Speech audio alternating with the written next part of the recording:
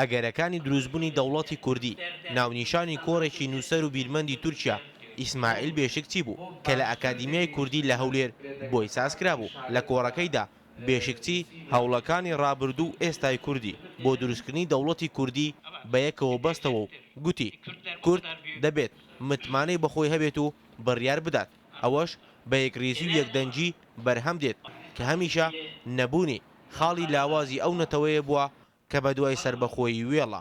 Kürtler kendi geleceğini belirleme hakkına sahip olmalı. کوردەکان هەوڵێکی زۆر دەدەن بۆ ئەوەی ببن بە ئەندامێکی جیهان، ئەوەی کە بربەستە گرفتە ناوخۆیەکانی کوردەکانە لە پارچەکانی کوردستان لە باشوور و باکوور و ڕۆژهەڵات و ڕۆژئاوا.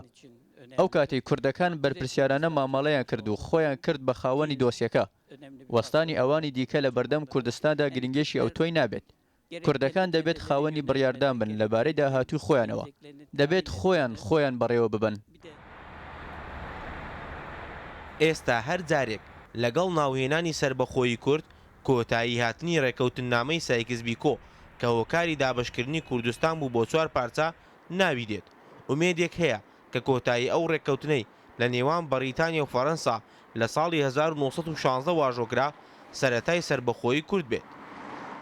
بەڵام ژمارەیەک ئامادەبووی کۆڕەکەی بێشکچی پێچەوانەی ئەوە دەڵێن دەبێت کورد یەکریزی خۆی بکاتە چەچی بڕیاری سربەخۆیی، چونکە لە دۆخی گەرمی سیاسی و ئەمنی ڕۆژهەڵاتی ناوەڕاست لە دوڕیانی هات و نەهاتدایە.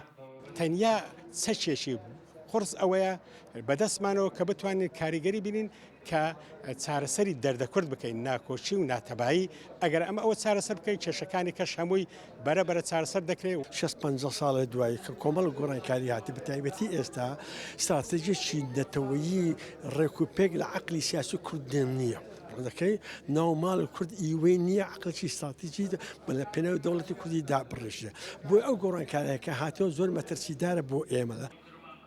هەر لە کۆڕەکەدا بێشکچی لە گەڕانەوەکانی بۆ مێژوو گوتی لە دوای زەنجی جیهانی دووەم لە ڕۆژهەڵات تا ڕۆژئاوای جیهان گۆڕانکاری گەورە ڕوویاندا، تەنها ئەوەی وەک خۆی مایەوە کوردستانە، بۆیە پێویستە لە هەر گۆڕانکاریەکی سەدەی 21 کورد ئەسپی خۆی تاو بدات و لە باشووری کوردستانەوە خەونی لە مێژینەی بێنێتە دی.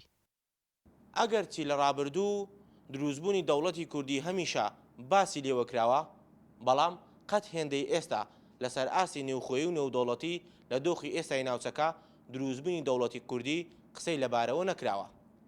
ئاواتی هەر تاکێکی کوردیش لە مێژوو ئێستا شەکانەوەی ئاڵای کوردستانە لەپاڵ ئاڵای وڵاتانی دیکە لە بارەگای نەتەوەی گرتوەکان. ڕەندە جەمال ڕووداو، هەولێر.